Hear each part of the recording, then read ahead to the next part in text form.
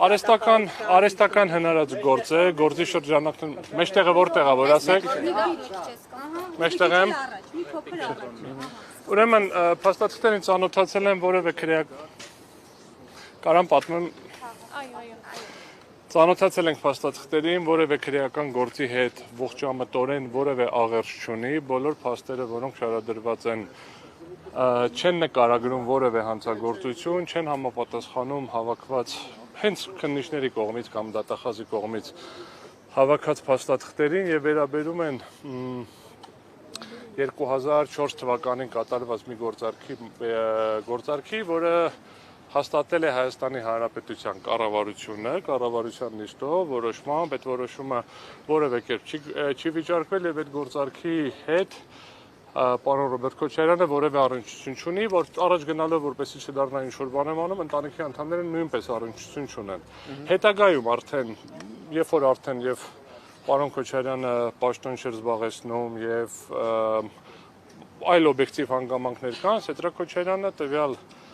ընկերությունում բաժնեմաս է առել, բավականին մեծ գումար վճարելով, մեծի նկատի ունեմ այն գումարը, որը համարժեք է համապատասխան մասին, եւ ինչ որ ձևով հետագայում դա փորձում են կապել 2004 թվականի գործարքի հետ,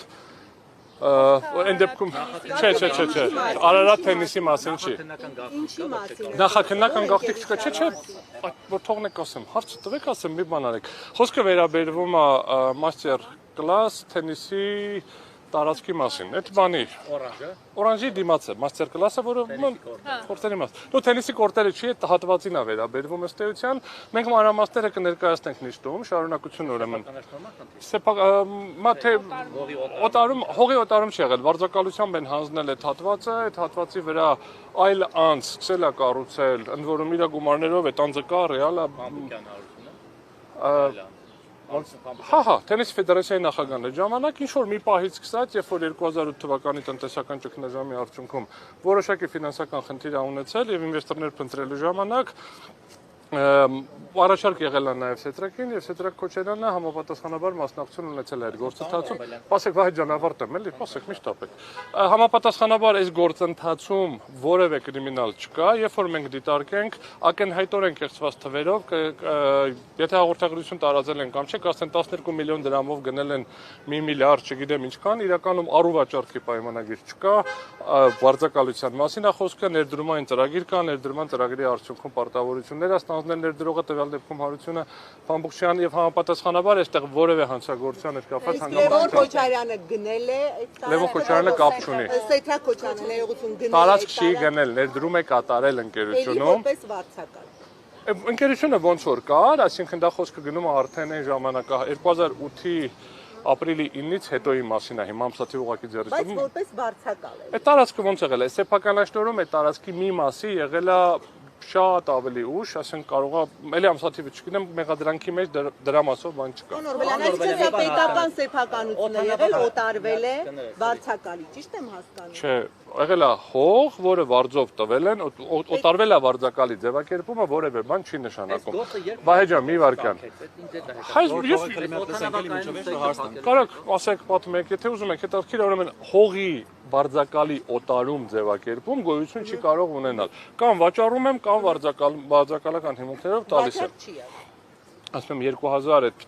2004-ին եղել է վարձակալություն, Սեդրակ Քոչարյանը ներդրում անելու պահին եղել է վարձակալություն, դրանից հետո ինչ որ մի պահի, ինչի չունեմ այդ տվյալները, որովհետև առավոտյան եմ ստացել, մեղադրանքի մեջ դա չկա։ Այդ շատ ավելի ուշ հողի մի հատվածը սեփականաշնորհվել է, վճարվել է Դուք ուզում եք հարցի, բերեք սենց անեմ, էլի, եկեք դուք պատասխանեք ձեր հարցերին, ես հետո գնամ ներս, էլի, ախր հարցը ավարտեմ։ Համայնքի վարձակալության մասին, այս պահին վարձակալություն։ Հայաստանի այս պահին հիմա ինչ կարգավիճակ ունի, չգիտեմ, մեղադրանքը կապ չունի, այն ժամանակ վարձակալության պայմանագիրը կնքվել է պետական գույքի կառավարման, ինչ էր կոչվում, վարչության եւ այդ ընկերության տնօրենի միջև ում սեփականատերը եղել է Հարություն Փամբուկչյանը։ Հիմա մեղադրանք։ Մի վարքյան, բերեք սենց, ուրիշ հարց տվեք, հետո եմ պատասխանելու եմ։ Մեզ հետաքրքիր է ստեղ գիտեք ինչ, որ ինչի են հիմա այս գործը հիշել։ 2022 տարի դուք օրինակ Ինձ եք հարցնում ինչի եք հիշել, ինչ են պահին հիշեցին, որ այդ հիմա այդ հարցը ես բարձրաձայնելու եմ ինչի են այս պահին հիշել, որովհետև իրանք կպատմեն դե ուսումնասիրեցինք, եկանք նոր գտանք, ես դա փոխկապակցում եմ քաղաքական գործընթացների հետ եւ բացառ ընդհանրապես այլ դրդապատճառ չեմ տեսնում, մի հատ էլ ուղղակի հիշեցման կարգով հնարավոր բոլոր տարբերակներով վաղեմության ժամկետները վաղուց անցել են։ Այսինքն հիմա կներեք Վահին է խոսք տվել։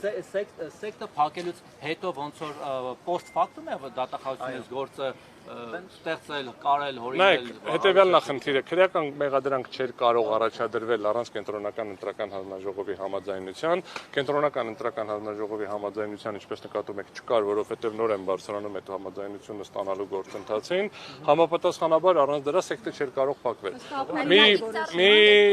Մի վարքյան, հիմա սեկտը փակելու գործընթացի հետ կապված հիմա որոշակի գործընթաց ենք նախաձեռնել, հարցումներ ենք արել, պարզաբանումներ ենք պահանջել, դա որ կլինի ամբողջական կտեղեկացնեմ։ Մի հարցի էլ պատասխանում եմ Օրբելյան Գագիկ Ծառուկյանի դեպքում էլ այդպես եղավ, հետո ասեցին, որ դա շուտ էր հարուցվել, ստացվում է այս երկու դեպքերը նույնանման դեպքեր։ Շուտ էր հարուցվելը, հարուցվելու մասին չի, այլ պետք է մեղադրանքը առաջադրվի։